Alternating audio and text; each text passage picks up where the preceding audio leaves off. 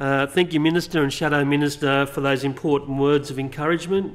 It is crucial we travel this path together to deliver social, cultural and economic outcomes to Aboriginal communities and achieve self-determination in New South Wales. New South Wales Lands Council firmly believes diverse business opportunities, economic independence and prosperity within the land rights network and communities is essential to us as distinct and self-determining people, and I say that. But the one thing we don't want to be is land bankers. And it is 38,000 outstanding land claims. But we want to be people that can activate that land as well as the cultural significance that it holds to us and our attachment to it. So I just would like to make that point. Let me first also, Nathan and Yvonne, thank you for that wonderful, as always, warm welcome to country, and I'd also like to acknowledge the land of the Gadigal people of the Eora Nation. I also, David, acknowledge yourself and the Shadow Minister, Leslie, and the Leader of the Opposition, the Honourable Mark, I used to say Spackman, but I better get it right today, Speakman, and my fellow councillors, which is really important. If I could just have my fellow councillors also stand, just so they know who's in the room. And as Councillor Leanne Hampton said, that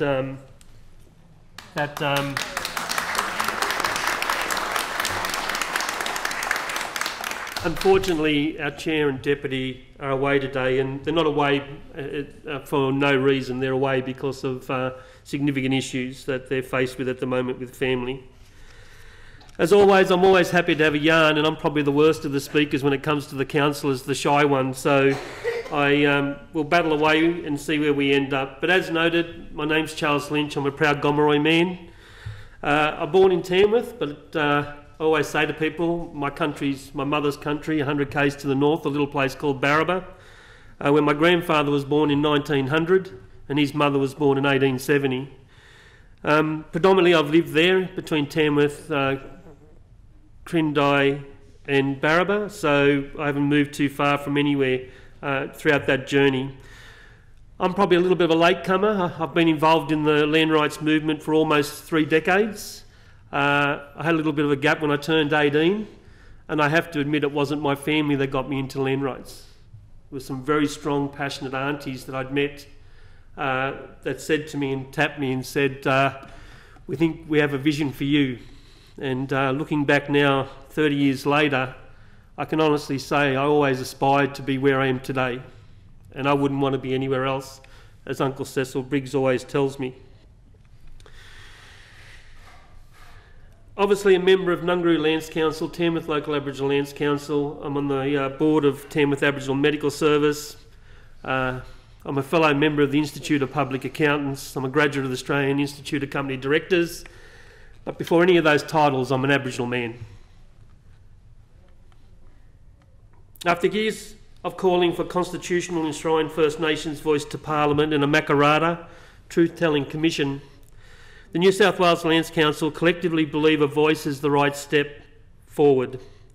I'd like to address the Black Parliament today on the importance of a treaty process and why truth-telling, treaty and a voice are so important for New South Wales.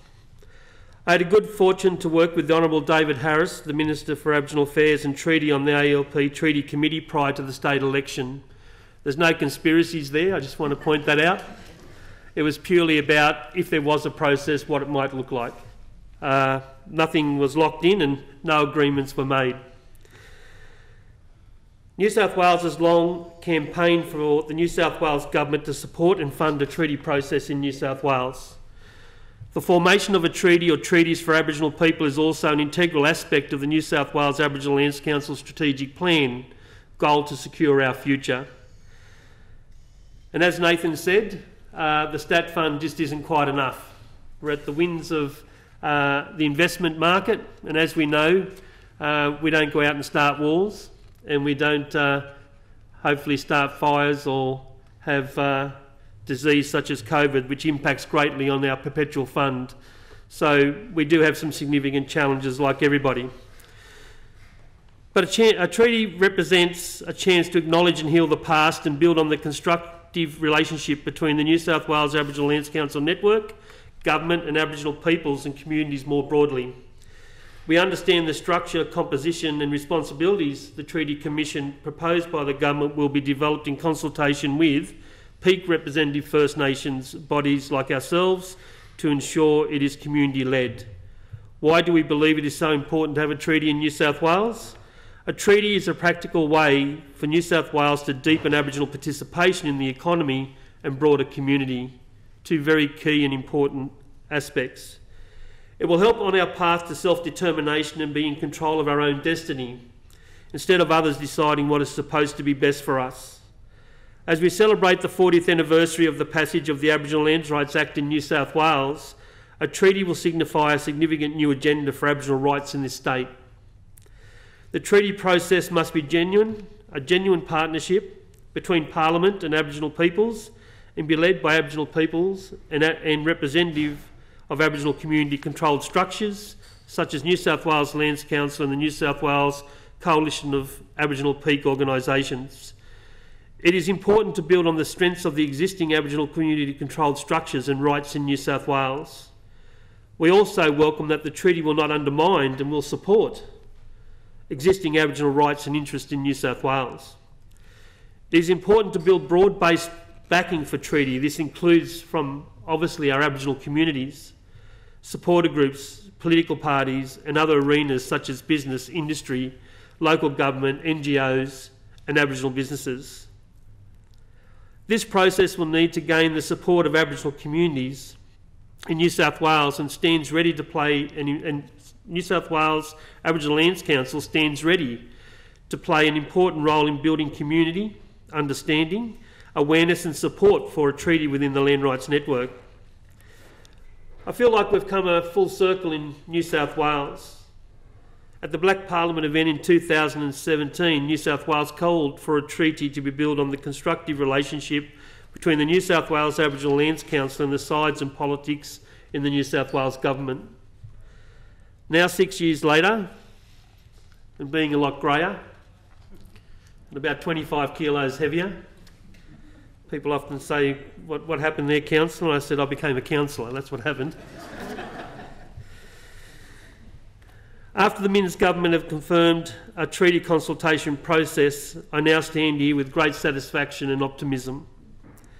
First Nations people, organisations and peak bodies will be able to give their views during the proposed consultation period. This process will establish certain parameters within a legislative timeframe within the first term of the Minns government. This represents concrete action instead of empty promises. I certainly commend this action of a treaty process in New South Wales to the House. Says pause, have a mouthful of water. I've been looking for water for about an hour, so anyway. Unusual for an accountant to have a slight sense of humour, I know. So currently the country of significance, as David said earlier, we have debate and discussion around a referendum. And one thing for sure that I can only reiterate is David's words. Everyone's entitled to an opinion. Whether you're yes or no, the only thing that I would say is please be informed. Please be informed. Ensure that you have or get or receive the right information, whatever that is, and you blank out the biggest creators of the myths that we have, and that's media. So whatever you do, please be informed. Get along to the discussions and participate. Well, that's what my maths teacher used to say to me quite frequently. So, but that's one thing I did want to reiterate and encourage. So currently the country is considering a change to the Constitution, a referendum later this year, to enshrine a voice for Aboriginal people whilst acknowledging us respectfully as the First Nations people of this country, ultimately framed by the Uluru Statement from the Heart. In 1967, my mother was just 24 when this country went to a referendum to enable our people to be counted as we weren't recognised as part of the Australian population. This also meant states could create their own policies for Aboriginal and Torres Strait Islander peoples. Dispossession was rampant, as was oppression and the control of our lives. none more so than the Aboriginal Protection Acts, with no consultation, no free, prior and informed consent consideration. The only way we had a voice was through protests, petitions, demonstrations, and the resilience of many that have gone before us and today give us the strength to continue that fight for equality and, dare I say, parity, and to be part of and provide the solutions for a better future for us and our communities. And I just wish to acknowledge those in the room that have been a part of that journey and have given so much. This time took anguish, persistence, and it also took its toll. Sorry. Thank you.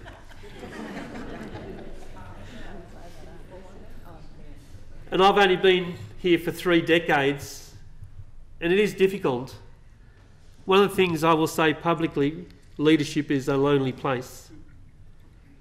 A very lonely place. But I also understand why our people fear change. They've fought for so long, for so little. And to lose it means we go backwards. The voice will ensure Aboriginal people can have a say on the policies and laws that affect our communities. I don't find that so difficult to understand. Whether it's a little place called Menindee, Tinga, Ashford, it'd be really nice to sit down with those local mob and say, what issues have you got? How can we help you? What do you want to see? What are the solutions? I don't think that's so hard. And as I said to a good, mate of mine up there in the New England, when this was, we had a car park discussion. When was the last time you sat down with the 6,500 blackfellas in my backyard and had that discussion? The voice will ensure Aboriginal people can have a say on the policies and the laws that affect our communities, and the voice ensures our voice will be heard. Doesn't mean it's got the veto, we all know that, but will be heard. And every time I hear that, it's about those smaller communities. I'm in a regional centre. We still have issues than what have those smaller communities got.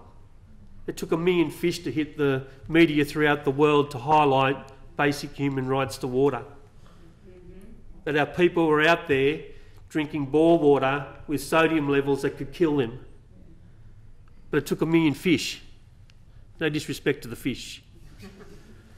But 1 million fish for people to take notice that our people are out there basically killing themselves for a basic human right. There's so much evidence that shows time and time again that when Aboriginal peoples are involved in shared decision-making, genuine partnership, self-determination, and use free, prior and informed consent, that there are great outcomes for Aboriginal people and the overall community.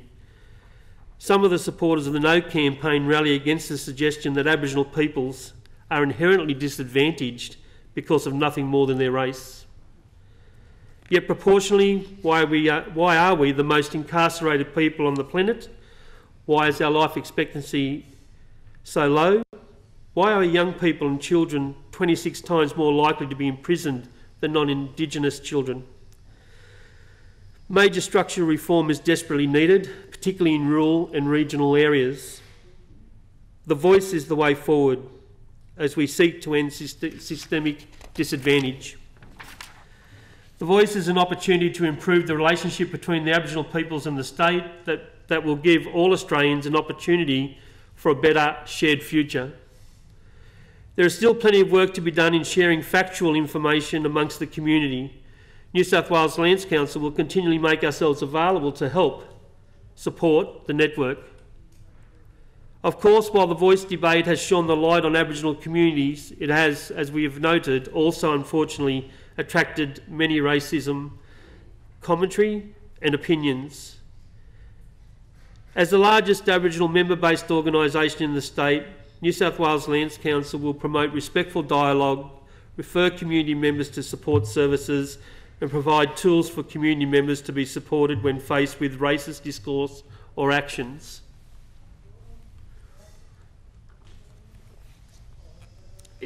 It is very important we encourage people to engage again respectfully in the dialogue, in discussions about the voice. Our community is diverse. We will have differing opinions. It's important that we treat people with respect and actively listen. If there are community members and parliamentarians out there that are still undecided on how to vote, I encourage you to do your research and we welcome a conversation with you. This opportunity is rare and we need to make an informed decision for our future generations. We know by having control over our lives, we can make lasting change. The voice is an opportunity. In the spirit of reconciliation for all of us to come together for a brighter future for everyone and for our entire nation. I finish with these words. A title doesn't make a leader. A leader is someone who brings people together for the common good, for a better outcome. But being a leader should create an opportunity. The voice is that opportunity. It's not a political question. Tomorrow morning, wake up and become a champion for us, the minority, to ensure our voice is heard and not silenced. And as Uncle said in Alice Springs, and there's people in this room that were there, when we signed the Uluru Statement from the Heart, they were a minority inside a minority. So what chance has his community got in being heard without us? Without all of us?